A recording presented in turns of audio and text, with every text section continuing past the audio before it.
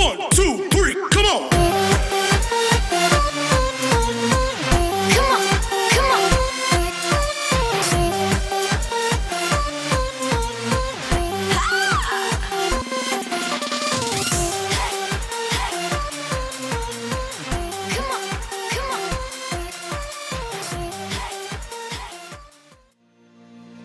Bismillahirrohmanirrohim. Assalamualaikum warahmatullahi wabarakatuh.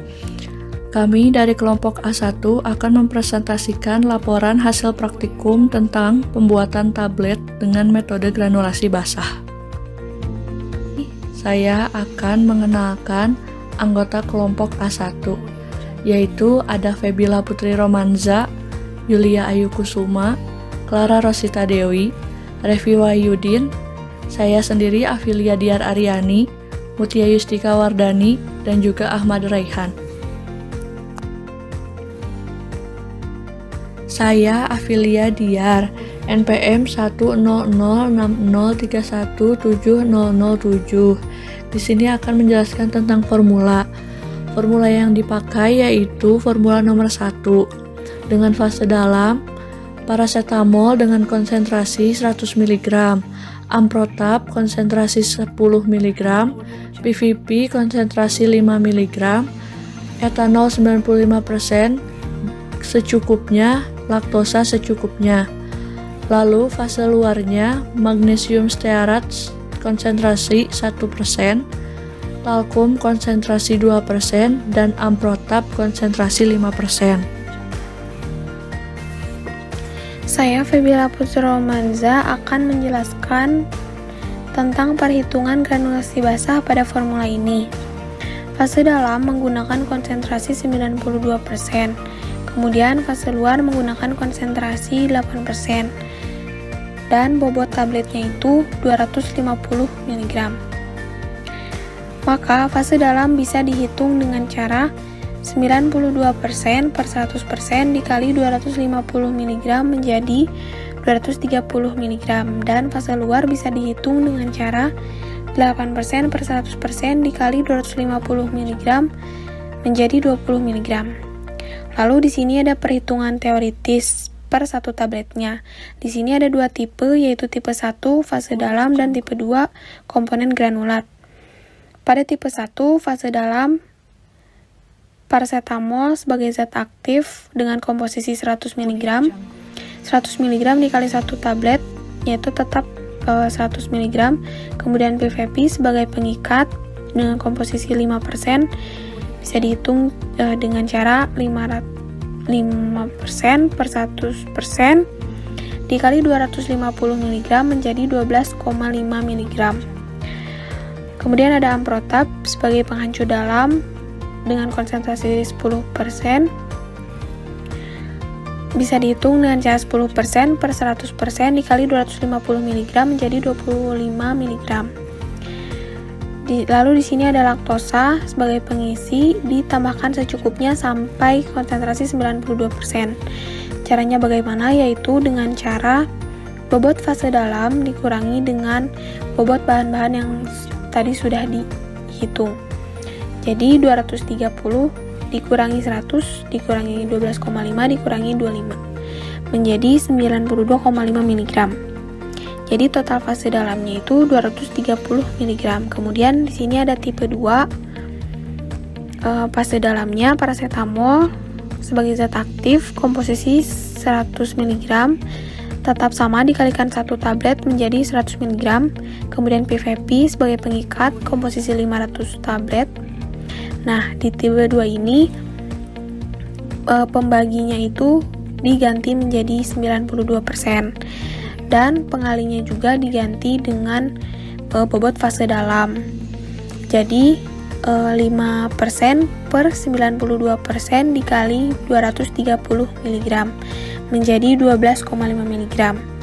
Kemudian untuk amprotap sebagai penghancur dalam dengan komposisi 10% bisa dihitung dengan cara 10% per 92% dikali 230 mg menjadi 25 mg.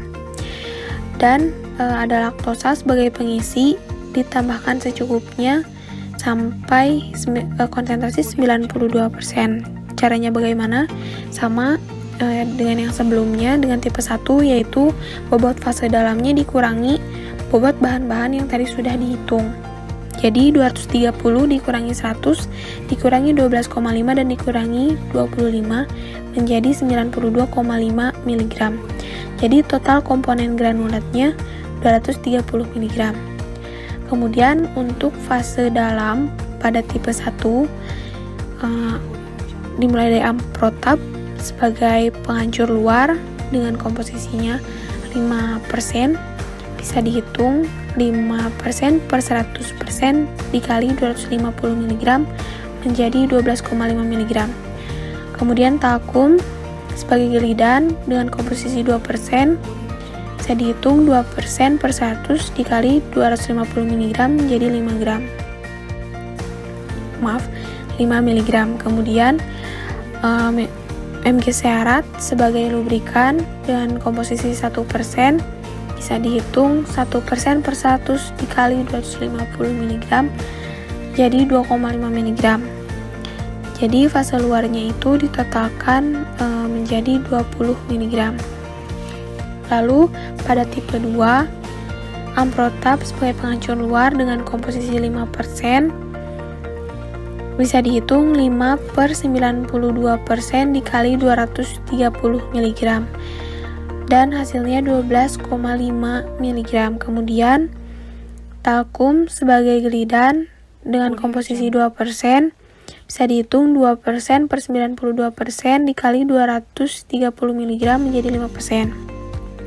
Dan yang terakhir Mg syarat sebagai lubrikan, komposisi 1% bisa dihitung 1% per 92% dikali 230 mg menjadi 2,5 mg.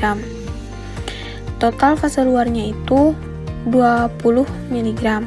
Kemudian di sini ada cara 3 untuk fase luar. Jadi persenan komposisi bahan per persen fase luar yaitu 8% dikali bobot fase luar yaitu 20 mg. Jadi untuk amprotap sebagai penghancur luar komposisi 5% pada cara 3 itu cara menghitungnya 5 per 8% dikali 20 mg menjadi 12,5. Kemudian talkum sebagai gelidan komposisi 2% bisa dihitung dengan cara 3 yaitu 2% per 8% dikali 20 mg menjadi 5 mg. Dan yang terakhir Mg syarat sebagai lubrikan komposisi 1% pada cara 3 1% per 8% dikali 20 Mg menjadi 2,5 mg. Jadi total fase luarnya itu 20 mg. Mengapa ada tipe 1, tipe 2 dan cara 3 di sini? Yaitu untuk memastikan keakuratan cara penghitungannya. Dan bisa kita lihat di sini semuanya sama. Hasil fase dalamnya itu 230 mg pada tipe 1 dan perhitungan tipe 2 total komponen granulat itu sama 230 mg.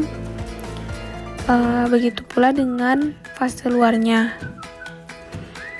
Kemudian setelah itu ada perhitungan sebenarnya atau data praktikum. Di sini kita menggunakan permisalan. Fase luar 8% terhadap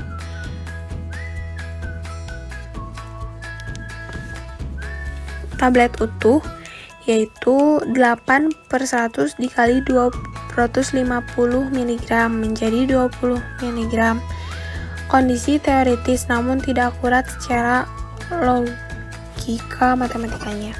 Kemudian fase luar yang 8 per 92 terhadap fase dalam yang dikalikan dengan 230 mg menjadi 20 mg, kondisi teoritis yang akurat dan rasional secara logika matematika. Kemudian fase luar yang 8% terhadap fase dalam 8 per 100 dikali 230 mg menjadi 18,4 mg tidak rasional.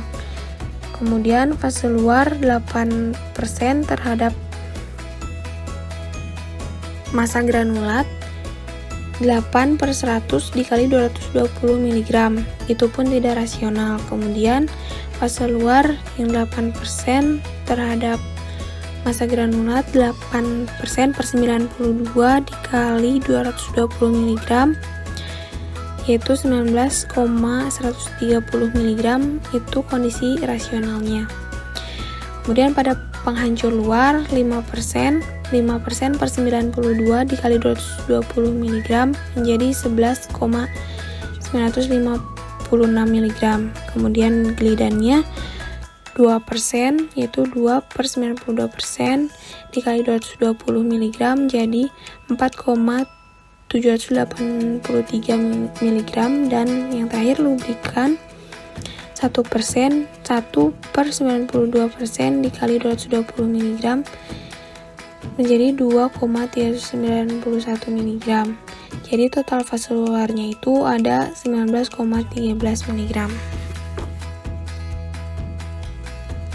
Kemudian di sini ada perhitungan untuk 500 tablet. Pada fase dalam, paracetamol 100 mg tinggal dikalikan dengan 500, yaitu 50.000 mg atau 50 gram. Kemudian amprotab 25 mg tinggal dikalikan juga dengan 500 menjadi 12.500 mg atau 12,5 gram. Lalu PVP 12,5 mg dikalikan 500 menjadi 6.250 mg atau 6,25 gram. Lalu laktosa 92,5 mg dikalikan 500 menjadi 46.250 mg atau 46,25 gram. Lalu di sini fase luarnya Mg syarat sebanyak 2,5 mg tinggal dikalikan dengan 500 menjadi 1.250 mg atau 1,25 gram. Talkum 5 mg tinggal dikalikan juga dengan 500 menjadi 2.500 mg atau 2,5 gram. Amprotab 12,5 mg dikalikan juga dengan 500 menjadi 6.250 mg atau 6,25 gram.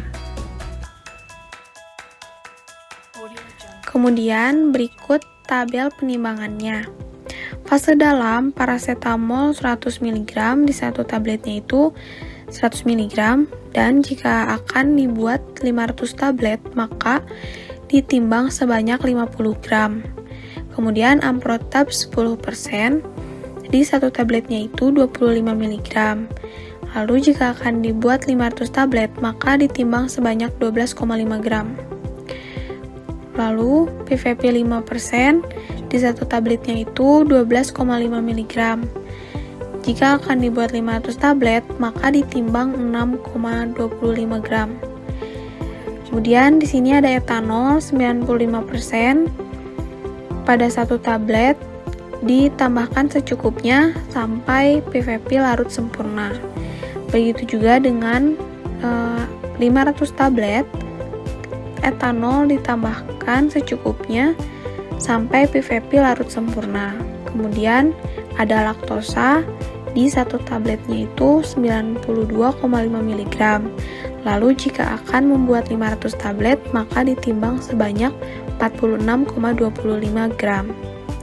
Kemudian ada fase luar Mg syarat 1% di satu tabletnya itu ada 2,5 mg. Lalu jika akan dibuat 500 tablet maka ditimbang sebanyak 1,25 gram. Kemudian ada talkum 2% di satu tabletnya itu ada 5 mg. Jika akan dibuat 500 tablet maka ditimbang sebanyak 2,5 gram. Yang terakhir ada amprotab 5% di satu tabletnya itu ada 12,5 mg. Lalu jika akan dibuat 500 tablet maka ditimbang sebanyak 6,25 gram. Saya Yulia Ayu Kusuma dari kelompok A1 akan menjelaskan mengenai prosedur pembuatan tablet paracetamol. Sebelum mengetahui prosedur pembuatan tablet paracetamol, saya akan membahas prosedur pembuatan PVP atau polyvinylpyrrolidone sebagai pengikat. Yang pertama, sejumlah PVP yang diperlukan ditimbang terlebih dahulu sesuai dengan kebutuhan, kemudian dilarutkan dalam pelarut pengikat, di mana pelarut pengikat yang digunakan adalah etanol secukupnya. Digunakan etanol karena PVP larut dalam etanol. Kemudian larutan tersebut diaduk sampai homogen. Selanjutnya, setelah prosedur pembuatan PVP sebagai larutan pengikat, prosedur selanjutnya adalah prosedur pembuatan tablet paracetamol dengan metode granulasi basah dengan cara basah. Prosedur yang pertama, paracetamol, amprotab, dan laktosa dicampurkan sampai homogen. Kemudian campuran tersebut ditambahkan larutan PVP sedikit demi sedikit hingga masa basah. Penambahan PVP yang sedikit demi sedikit ini dimaksudkan agar menghindari terbentuknya massa yang terlalu lembek. Karena massa yang dihasilkan adalah harus massa yang dapat dikepal namun dapat dipatahkan. Selanjutnya, massa yang basah diayak dengan menggunakan ayakan mesh nomor 10 atau 12. Lalu granul yang basah dikeringkan di dalam oven dengan suhu 60 derajat sampai kandungan lembabnya kurang dari 3%. Setelah kering, kemudian granul diayak kembali dengan menggunakan mesh nomor 14 atau 16 dan granul yang kering tersebut ditimbang dan dilakukan evaluasi. Kemudian granul yang sudah dievaluasi dan memenuhi syarat dapat dicampurkan dengan fasa luar yaitu talc dan amprotab sesuai dengan aturan pencampuran dan diaduk selama 10 menit hingga homogen. Selanjutnya ditambahkan magnesium stearat dan diaduk selama 2 menit. Kemudian massa siap cetak dievaluasi dan dilakukan tabletasi dengan menggunakan punch berdiameter 13 mm sesuai dengan bobot tablet yang telah ditentukan atau dihitung. Kemudian dilakukan evaluasi tablet yang sesuai. Prosedur evaluasi granul. Yang pertama ada uji kelembaban. Untuk menetapkan kadar air yang terkandung dalam serbuk atau granul dengan melalui proses pemanasan, menggunakan alat uji moisture analytical balance hingga mencapai kadar air yang baik yaitu 2-3%. Dengan prosedur kerja, yang pertama disiapkan alat uji moisture analytical balance, pastikan alat sudah dalam keadaan kering dan bersih. Lalu timbang 5 atau 10 gram sampel, lakukan pengujian sesuai dengan protap yang ditetapkan oleh pabrik alat uji yang digunakan. Lakukan prosedur yang sama untuk masing-masing sampel yang telah ditimbang sebanyak 3 kali atau triplo. Setelah itu, bersihkan dan rapikan alat uji seperti semula. Setelah memenuhi persyaratan, massa serbuk diloloskan untuk proses selanjutnya. Yang kedua, ada uji sifat alir. Untuk menetapkan bobot serbuk yang keluar dari alat uji persatuan waktu, gram per detik. Pengujian ini meliputi kecepatan alir dan sudut baring dengan menggunakan alat uji, flow tester, mistar, dan stopwatch. Dengan prosedur kerja yang pertama, siapkan alat uji flow tester. Pastikan alat uji sudah dalam keadaan kering dan bersih dengan kondisi corong dalam keadaan dengan alas berupa milimeter blok. Siapkan stopwatch untuk menghitung laju alir dan mistar untuk menghitung diameter dan tinggi ruahan serbuk yang terbentuk. Lalu timbang 100 gram sampel. Pengujian dilakukan dengan membuka penutup corong bersamaan dengan melakukan perhitungan waktu. Setelah seluruh sampel keluar dari alat, hentikan dan catat waktu yang tertera pada stopwatch. Ukur tinggi dan diameter digunakan untuk mencari jari-jari. Ruahan yang terbentuk lalu dihitung sudut baring menggunakan fungsi tangensial.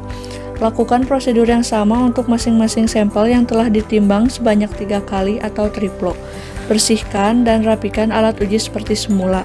Setelah memenuhi persyaratan, massa serbuk diloloskan untuk proses selanjutnya. Yang ketiga ada uji distribusi ukuran partikel. untuk melihat keseragaman dan distribusi ukuran granul yang dihasilkan menggunakan alat granulometer yang memiliki mesh ukuran besar di bagian atas dan semakin kecil di bagian bawah. Dengan prosedur kerja, siapkan alat granulometer, pastikan setiap pengayak sudah dalam kondisi bersih dan kering.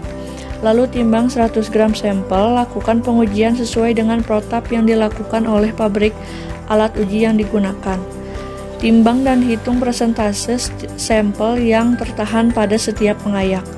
Dibuat kurva distribusi normal untuk melihat profil distribusi ukuran partikelnya. Lakukan prosedur yang sama untuk masing-masing sampel yang telah ditimbang sebanyak 3 kali atau triplo. Setelah memenuhi persyaratan, masa serbuk diloloskan untuk proses selanjutnya. Bersihkan dan rapikan alat uji seperti semula. Yang keempat, ada uji bobot jenis. Untuk menetapkan densitas atau kerapatan massa granul per satuan volume gram per mililiter.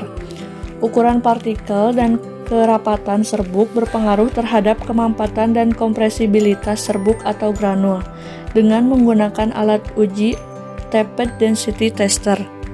Dengan prosedur kerja, pertama siapkan alat uji tapered density tester, pastikan gelas ukur sudah dalam kondisi kering dan bersih. Lalu timbang 100 gram sampel, lakukan pengujian sesuai protap yang dilakukan oleh pabrik alat uji yang digunakan. Yang pertama ada BJ nyata. Bobot jenis sebelum pemampatan yakni bobot granul 100 gram dibagi volume granul saat dimasukkan ke dalam gelas ukur alat uji tanpa pemampatan. Yang kedua ada BJ mampat.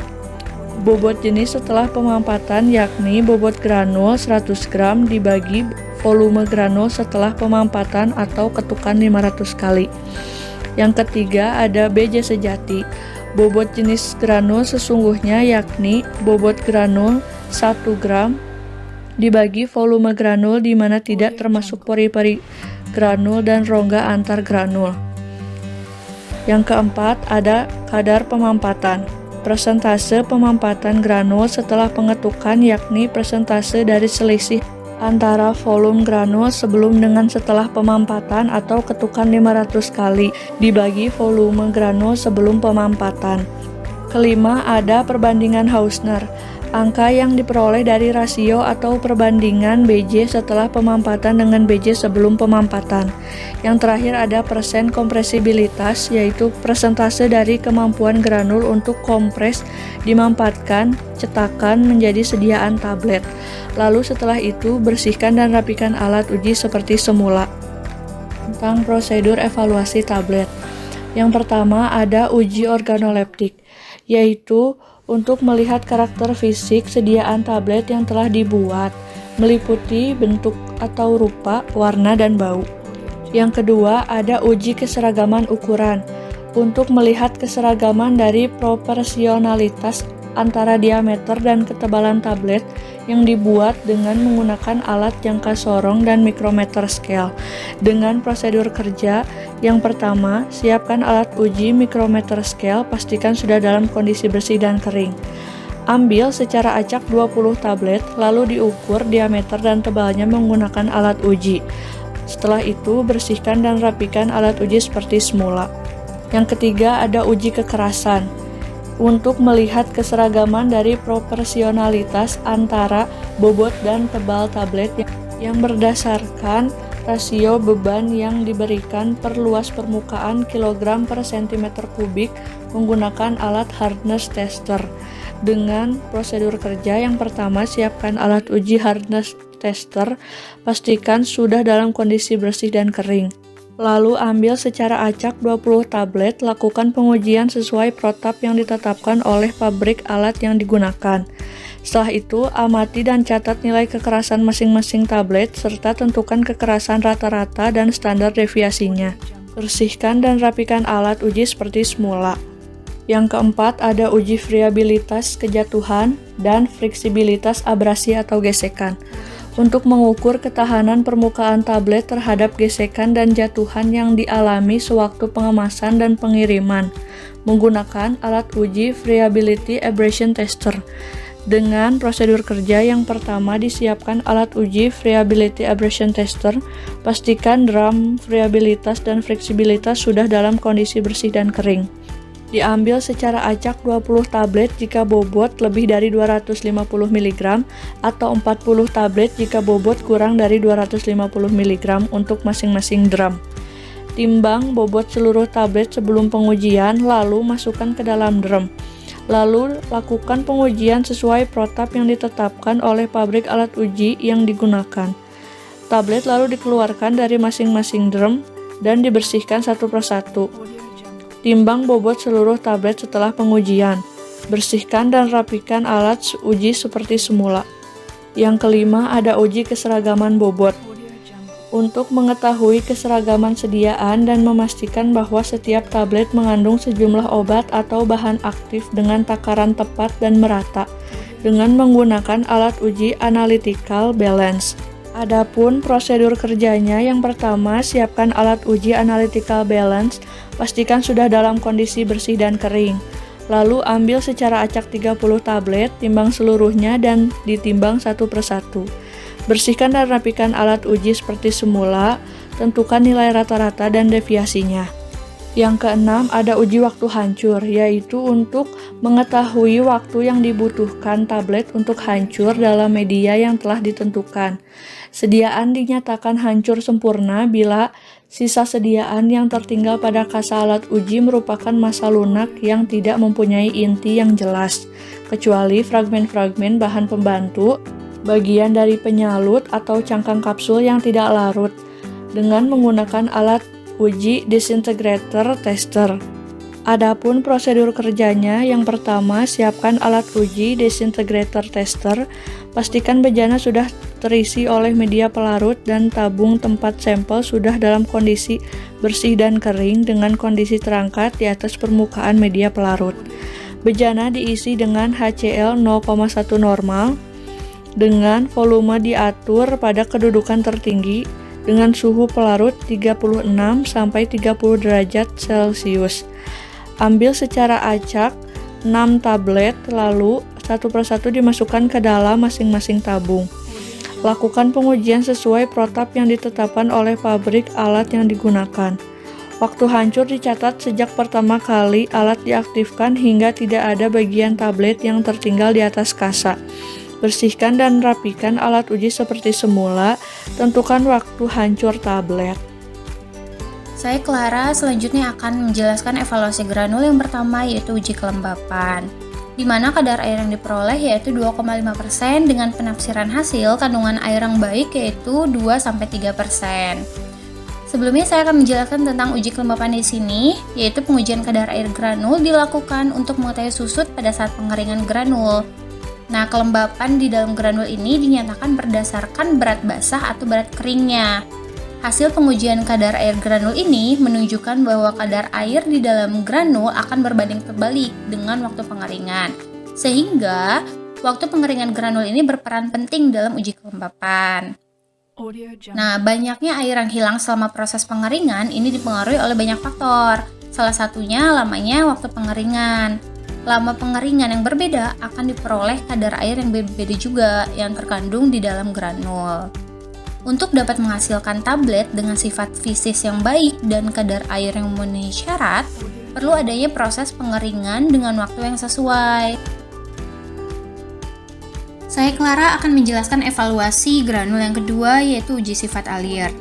Didapatkan hasil yaitu sudut baringnya 20,472 derajat dengan laju alirnya 7,895 sekon. Hasil Formula 1 yaitu memenuhi syarat karena granul akan sangat mudah mengalir, tetapi tidak masuk rentang dan laju alirnya baik karena kurang dari 10 detik. Di sini saya akan menjelaskan kenapa sih formula ini tuh memenuhi syarat sedangkan dia tidak masuk rentang. Nah, waktu alir sendiri merupakan waktu yang dibutuhkan sejumlah granul untuk mengalir dalam suatu alat. Kecepatan alir granul menunjukkan jumlah granul yang mengalir tiap detiknya. Waktu alir granul ini dipengaruhi oleh beberapa hal. Yang pertama itu bentuk partikelnya, ukuran partikel, kondisi permukaan, kelembapan granul, dan juga penambahan bahan pelicin. Semakin besar ukuran granul, maka kecepatan alir granul akan semakin baik. Semakin kecil ukuran granul akan memperbesar daya kohesinya sehingga granul akan mudah menggumpal dan tidak mudah mengalir. Kemudian secara teori, dengan adanya penambahan bahan pelicin akan memberikan waktu alir yang cepat. Semakin lembab kondisi granul akan memperlama waktu alirnya. Hal ini karena granul yang lembab akan mudah sekali menggumpal satu sama lain, sehingga sulit untuk mengalir turun ke bawahnya. Nah, waktu alir granul berpengaruh terhadap keseragaman bobot, di mana granul yang mempunyai sifat alir yang baik akan mengisi ruang kompresi dengan konstan. Tidak ada rongga di dalam tablet, sehingga tablet yang dihasilkan memiliki bobot yang seragam dan kandungan zat aktifnya juga akan seragam. Ya, saya Ahmad Raihan. Selanjutnya saya akan menerangkan tentang evaluasi granul yang ketiga, yaitu uji distribusi ukuran partikel dengan menggunakan alat yaitu granulometer. Penafsiran hasil, bila perolehan sampel melebihi 40% pada ayakan 6, maka metode granulasi formula yang dilakukan tidak baik, sebab lebih banyak yang berbentuk serbuk. Ukuran partikel granul yang baik terhadap pada hasil ayakan 3 dan 4, sehingga persentase sebaran yang paling banyak hendaknya pada rentang ini di atas 40%. Dari data yang kita dapatkan, pada mesh nomor 3 dengan ukuran mesh 60 dihasilkan persentase sebesar 1,66%, dan pada mesh nomor 4 dengan ukuran mesh 80 dihasilkan persentase sebesar 3,33%, sehingga hasil atau kesimpulan yang kita dapatkan, formula 1 memenuhi persyaratan uji distribusi ukuran partikel karena tidak melebihi rentang di atas 40%. Assalamualaikum warahmatullahi wabarakatuh. Di sini saya Mutia Yustika akan menjelaskan uji bobot jenis. Yang pertama, bobot jenis nyata. Dengan data hasil praktikum adalah formula 1 W sama dengan 30 gram, V0 sama dengan 70 ml dengan hasil bobot jenis nyata yaitu 0,43. Perhitungan dari bobot jenis nyata adalah W per V0 dengan W sama dengan bobot granul dalam gram, V0 sama dengan volume granul sebelum pemampatan dalam mililiter. Perhitungannya adalah W per V0 sama dengan 30 gram per 70 ml sama dengan 0,43 gram per mililiter. Untuk uji bobot jenis yang kedua, bobot jenis manfaat. Dengan data yang dihasilkan setelah praktikum, yaitu formula 1, 500 kali W sama dengan 30, V0 sama dengan 39, dengan hasil 0,77. Formula 1, 750 kali W sama dengan 30, V0 sama dengan 50, dengan hasil 0,60. Perhitungan bobot jenis manfaat atau bobot jenis setelah pemampatan yaitu dinyatakan W per V0. W sama dengan bobot granul dalam gram, sedangkan V0 sama dengan volume granul setelah pemampatan dalam mililiter. Perhitungannya yaitu bobot jenis manfaat 500 sama dengan 30 per 39 dengan hasil 0,77 gram per mililiter. Sedangkan bobot jenis manfaat untuk 750 sama dengan 30 gram per 50 ml sama dengan 0,6 gram per mililiter. Untuk uji bobot jenis yang ketiga, bobot jenis sejati. Dengan data hasil praktikum sebagai berikut. Formula 1, A sama dengan 18,810 gram, B sama dengan 20,981 gram, C sama dengan 29,124 gram, D sama dengan 27,124 gram. Dengan bobot jenis sejati dihasilkan 12,7 gram per mililiter. Bobot jenis sejati dihitung dengan cara B min A per B plus D dikurang A plus C dikali BJ cairan perdispersinya, di mana A sama dengan bobot piknometer kosong dalam gram, sedangkan B, bobot piknometer ditambah 1 gram granul. C sama dengan bobot piknometer ditambah 1 gram granul ditambah cairan pendispersi. Sedangkan D adalah bobot piknometer ditambah cairan pendispersi. Bobot jenis sejati yang dihasilkan dari praktikum yaitu 20,981 gram dikurang 18 dikurang 810 gram per 20,981 gram ditambah 27,124 gram dikurang 18,77 gram plus 29,124 gram dikali cairan pendispersinya adalah 0,85 dihasilkan sama dengan 12,7 gram per mililiter. Untuk uji bobot jenis yang keempat dihitung kadar pemampatan. Kadar pemampatan hasil praktikum data sebagai berikut. Formula 1 500 kali V065 Vn38 750 kali V070 Vn50. Untuk rumus kadar pemampatan sama dengan V0 dikurang V750 dibagi V0 dikali 100%. Perhitungannya yaitu V0 diambil dari V0 500 kali yaitu 65 dikurang V750 Vn750 yaitu 50 per V0 dari yang 500 kali yaitu 65 dikali 100% sama dengan 23,1%. Untuk penafsiran hasil yaitu granul memenuhi syarat jika kadar pemampatan kurang dari 20%. Sedangkan hasil dari praktikum tersebut kadar pemampatan 23,1%. Jadi hasilnya granul tidak memenuhi syarat. Hitungan yang kelima yaitu angka Hausner. Angka Hausner dengan data sebagai berikut. Formula 1 B0 sama dengan 0,60, Bn sama dengan 0,43. Angka Hausner dihitung dengan cara B0 dibagi Bn, di mana B0 adalah Bj setelah pemampatan.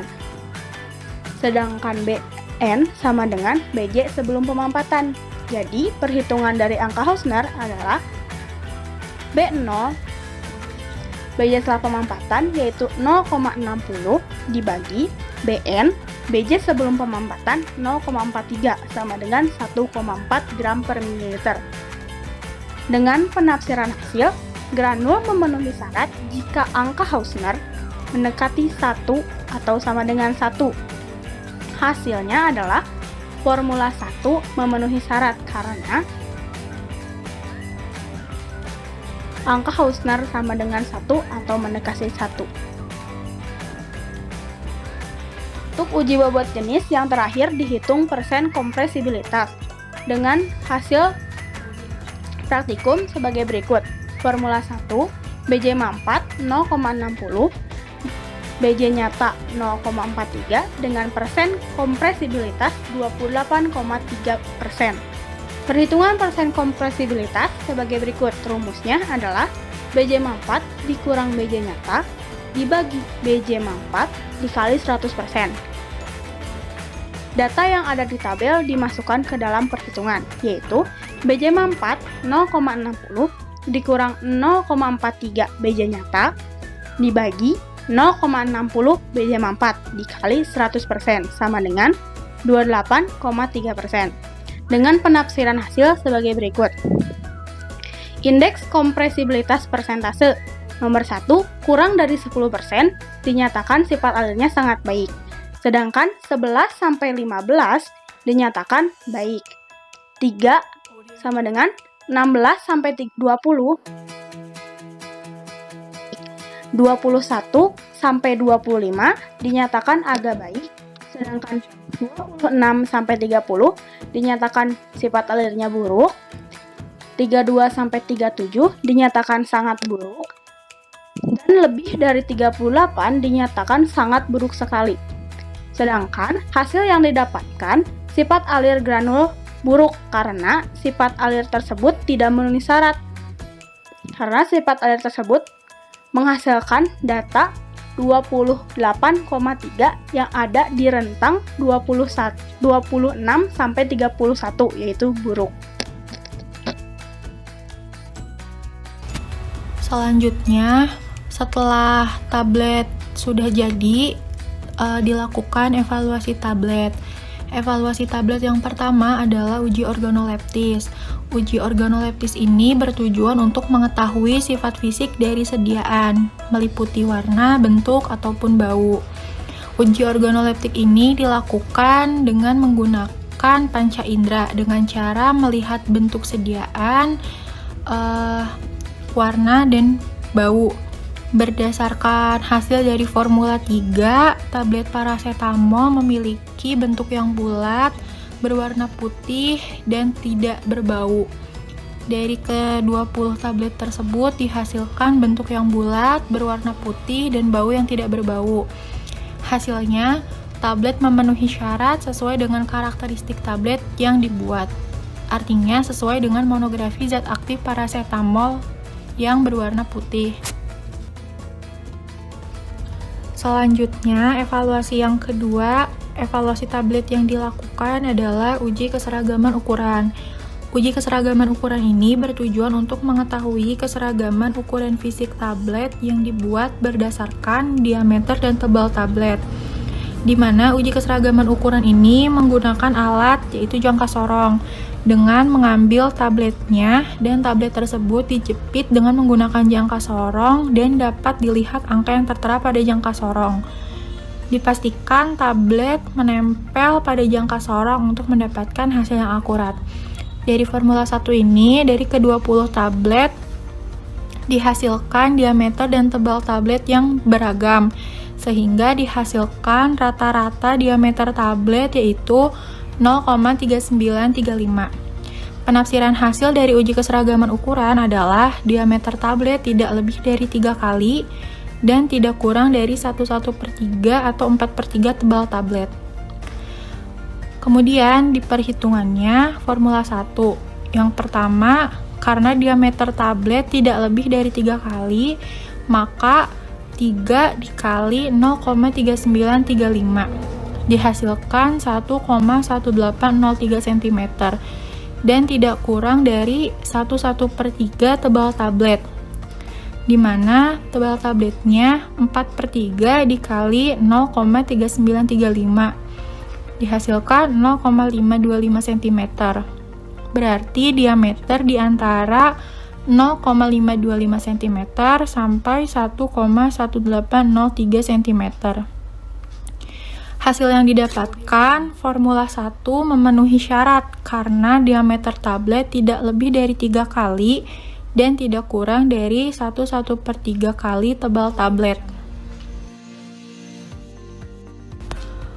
Evaluasi tablet selanjutnya yang dilakukan adalah uji kekerasan. Uji kekerasan ini dilakukan bertujuan untuk melihat kekerasan sediaan tablet yang telah dibuat, di mana besarannya akan bergantung pada bobot tabletnya. Kekerasan tablet akan berpengaruh terhadap ketahanan fisik tablet terhadap kejatuhan atau friabilitas dan gesekan atau fleksibilitas serta waktu hancur sediaan tablet. Peralatan yang digunakan untuk uji kekerasan adalah hardness tester. Berdasarkan data dari Formula 1 dihasilkan nilai rata-rata N per 9,8 dengan rata-rata 5,624. Penafsiran hasil untuk uji kekerasan untuk tablet kecil yaitu bobot tablet sampai 300 mg yaitu 4 sampai 7 kg per cm kuadrat.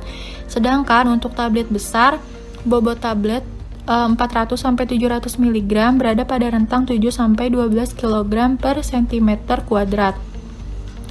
Karena Formula 1 ini tablet yang dibuat bobot tablet yang dibuat adalah 250 mg, yaitu berada pada rentang bobot tablet kecil. Hasilnya, Formula 1 memenuhi syarat karena masuk pada rentang 4-7 kg per cm kuadrat, karena rata-rata dari Formula 1 N per 9,8 yaitu 5,624 yang masih masuk pada rentang 4-7 kg per cm kuadrat.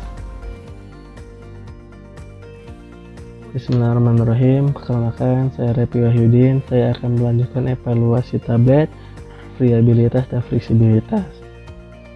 Pada data fleksibilitas Formula 1 mempunyai data A yaitu 4,3147 dan data B yaitu 4,3130 dan nilai F atau hasil yaitu 0,039.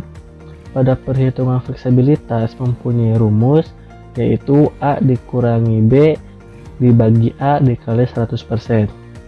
Dalam perhitungannya yaitu nilai A 4,3147 dikurangi nilai B 4,3130 dibagi nilai A yaitu 4,3147 dan dikali 100% dengan hasil 0,039%.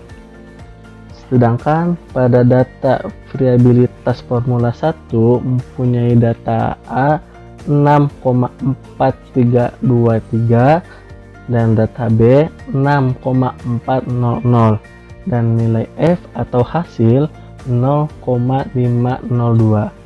Pada rumus variabilitas yaitu A dikurangi B dibagi A dikali 100%. Pada perhitungannya variabilitas yaitu data A 6,4323 dikurangi 6,400 dibagi data A yaitu 6,4323 dikali 100% dengan hasil 0,502%.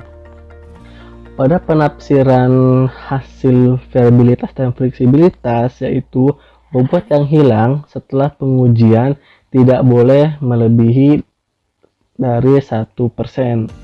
Pada hasil formula ini atau Formula 1 yaitu memenuhi syarat karena bobot yang hilang setelah pengujian tidak lebih dari 1%. Ya, saya Ahmad Raihan. Selanjutnya saya akan menerangkan tentang evaluasi tablet yang kelima yaitu uji keseragaman bobot. Berikut ini adalah data yang kita peroleh dari 30 tablet yang diambil secara acak. Kemudian setelah mendapatkan data, dilanjut dengan melakukan perhitungan untuk menentukan range kolom A dan juga range kolom B.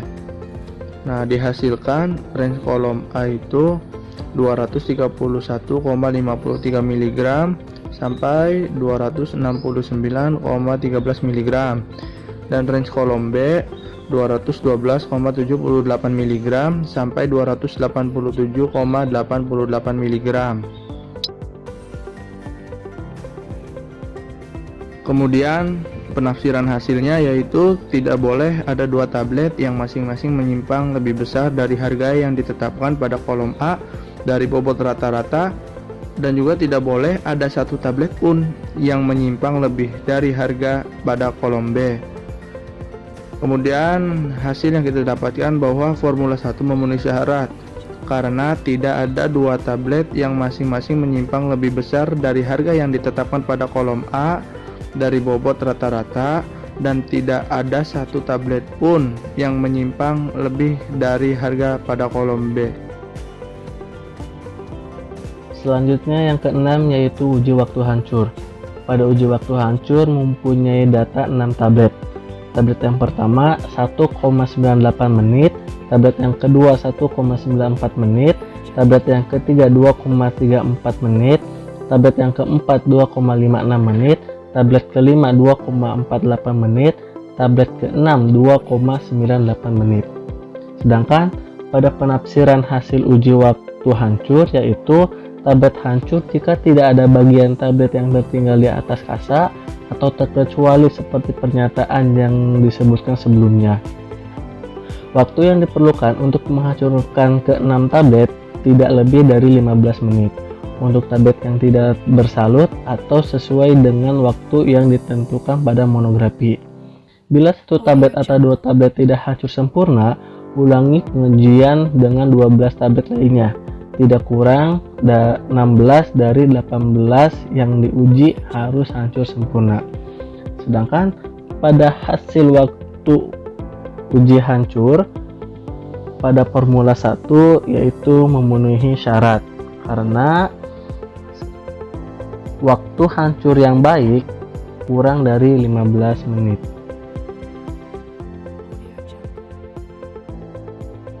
Clara akan membahas analisis pertimbangan formula. Untuk yang pertama yaitu zat aktifnya. Pada formula kali ini digunakan zat aktif paracetamol. Paracetamol ini merupakan senyawa obat yang memiliki khasiat sebagai antipiretik dan juga analgetik. Penggunaan zat aktif paracetamol ini berdasarkan monografinya. Jadi kita harus tahu dulu monografi dari zat aktif paracetamol ini seperti apa gitu untuk menentukan metode apa sih yang digunakan dalam pembuatan tablet. Karena paracetamol ini merupakan bahan aktif yang sukar larut dalam air, bahan aktif yang tahan akan pemanasan dan lembab, karakteristik kompaktibilitasnya juga kurang baik, sifat alirnya juga buruk. Nah, untuk memperbaiki sifat alir dan kompaktibilitasnya, maka dalam pembuatan tablet paracetamol ini digunakan metode granulasi basah. Metode granulasi basah ini merupakan metode yang mengandung pengikat untuk meningkatkan kohesivitas agar kekerasannya semakin tinggi. Pada umumnya, metode granulasi basah digunakan untuk zat aktif yang memang sulit untuk dicetak karena mempunyai sifat alir dan kompresibilitas yang buruk gitu. Jadi, tujuan dari metode granulasi basah ini untuk meningkatkan sifat alir yang juga nanti akan berpengaruh terhadap uji atau evaluasi yang lain. Clara akan menjelaskan tentang analisis pertimbangan formula yang kedua yaitu zat tambahan. Pada pembuatan tablet, bahan-bahan yang digunakan dibagi ke dalam dua fase dalam dan juga fase luar. Fase dalam berfungsi sebagai komponen granulat, sedangkan fase luar berfungsi dalam proses pencetakan. Komponen fase dalam terdiri dari zat aktif, pengikat, penghancur dalam, dan juga pengisi. Sedangkan komponen fase luar terdiri dari penghancur luar, glidan, dan juga lubrikan. Eksipien atau zat tambahan yang digunakan bertujuan agar menghasilkan sediaan yang baik, aman, stabil, dan berefek tentunya. Fase dalam berfungsi untuk membentuk granul yang lebih besar dibandingkan serbuk yang akan memperbaiki kompresibilitas dan juga sifat alirnya. Seperti yang sudah kita ketahui bahwa metode granulasi basah ini bertujuan untuk memperbaiki sifat alir dan juga memperbaiki kompresibilitas tentunya. Untuk zat tambahan yang pertama yaitu PVP. PVP di sini berfungsi sebagai pengikat yang sudah dilarutkan sebelumnya dengan etanol. Jadi dia berperan sebagai pengikatnya dalam konsentrasi optimum yaitu 5%. Kemudian zat tambahan yang kedua yaitu amprotep. Amprotep di sini berfungsi sebagai zat penghancur untuk mempermudah hancurlah granul menjadi serbuk di dalam saluran pencernaan. Sehingga dalam hal ini hancurnya tablet menjadi granul akan memperluas permukaan, sehingga dapat mempercepat lepasnya bahan aktif tablet. Pada formula kali ini, pada fase dalamnya amprotep yang digunakan yaitu 10% dan fase luarnya yaitu 5%. Laktosa di sini digunakan sebagai pengisi yang berfungsi sebagai penggenap tablet yang diinginkan. Laktosa juga berfungsi untuk membuat bobot tablet yang sesuai dengan yang diharapkan dan diperlukan bila dosis obat tidak cukup untuk membuat ruahan dan juga bahan pengisi diperlukan terutama untuk zat aktif yang berdosis kecil. Pada umumnya, bahan pengisi ditambahkan dalam rentang 5-10%, tetapi ini bergantung pada jumlah zat aktif dan juga bobot tablet yang diinginkan tentunya. Zat tambahan yang keempat yaitu magnesium stearat. Magnesium stearat itu berfungsi sebagai lubrikan untuk mengurangi gesekan atau friksi yang terjadi antara permukaan tablet dengan dinding die selama proses pengempaan, sehingga akan mempermudah proses pengeluaran tablet dan pada umumnya lubrikan ini bersifat hidrofobik. Magnesium stearat berfungsi sebagai lubrikan dengan konsentrasi 0,25% sampai 5%. Pada formula kali ini digunakan konsentrasi 1%, di mana konsentrasi ini bertujuan agar tetap masuk pada rentang yang ditentukan dan agar tablet tidak melekat pada cetakan untuk mengurangi friksi atau gesekan antar permukaan tablet dengan dinding die selama proses pengempaan sehingga mempermudah proses pengeluaran tablet. Tambahan selanjutnya yaitu talkum. Talkum di sini berfungsi sebagai kelidan, yaitu untuk menunjang karakteristik aliran dari granul dengan memperbaiki sifat alir granul dari hopper ke dalam die. Nah, talkum ini akan berkombinasi dengan magnesium stearat sehingga akan menghasilkan efek yang memang baik dalam proses pembuatan tablet ini. Untuk zat tambahan yang terakhir yaitu etanol. Etanol di sini dapat digunakan sebagai pembasah pada pembuatan tablet dengan metode granulasi basah. Etanol di sini digunakan untuk melarutkan pengikat yaitu PVP dalam proses pembuatan granul. Etanol di sini berhubungan dengan PVP sebagai pengikat, di mana yang akan optimum yaitu pembuatan metode granulasi basah dengan cara basah. Nah, karena pada formula ini digunakan PVP sebagai pengikat, di mana PVP ini akan lebih optimal jika menggunakan cara basah pada metode granulasi basah. Saya Afilia Diar, NPM 1006030317007, akan menjelaskan tentang analisis wadah dan kemasan. Yang pertama, kemasan primer. Wadah yang digunakannya yaitu botol plastik berwarna putih karena parasetamol lebih baik disimpan dalam wadah yang terlindung dari cahaya dan memiliki penutup yang baik. Juga di dalamnya harus dalam keadaan kondisi kering. Maka dari itu ditambahkan silika gel. Juga polimer botol yang digunakan adalah PET, polyethylene terephthalate nomor 1 yang biasanya digunakan untuk botol plastik wadah air mineral yang hanya digunakan satu kali karena lapisan polimer akan meleleh dan bersifat karsinogenik. Bahan ini jernih, kuat, tahan pelarut, kedap gas dan air. Yang kedua yaitu kemasan sekunder. Wadah yang digunakannya yaitu dus yang terbuat dari kertas yang lebih kuat dari kertas biasanya, yang di dalamnya ditambahkan informasi obat berbentuk leaflet dengan tujuan untuk melindungi wadah primer dari gesekan pada saat penyimpanan maupun saat peredaran. Wadah sekunder juga memberikan informasi obat yang dibutuhkan pasien. Informasinya seputar obat yang terdapat dalam wadah. Di dalam wadah sekunder selalu diberikan brosur obat juga dalam bentuk kertas. Baik, selanjutnya yaitu kesimpulan. Berdasarkan hasil percobaan yang telah kami lakukan, pada percobaan kali ini dapat disimpulkan bahwa yang pertama, metode pembuatan granulasi basah pada sabuk parasetamol yang akan ditabletasi memiliki sifat cukup pengalir, bobot jenis yang rendah, daya kompresibilitas rendah, tahan terhadap kelembaban, dan juga pemanasan. Yang kedua, granulasi basah adanya proses penambahan cairan ke dalam massa serbuk yang diaduk dengan alat yang sesuai untuk menghasilkan aglomerat atau granul. Sedangkan pada granulasi kering tanpa adanya penambahan pelarut ke dalam massa serbuk dengan adanya ikatan antar vertikal yang terbentuk melalui gaya adhesi dan juga kohesi antar vertikal padat.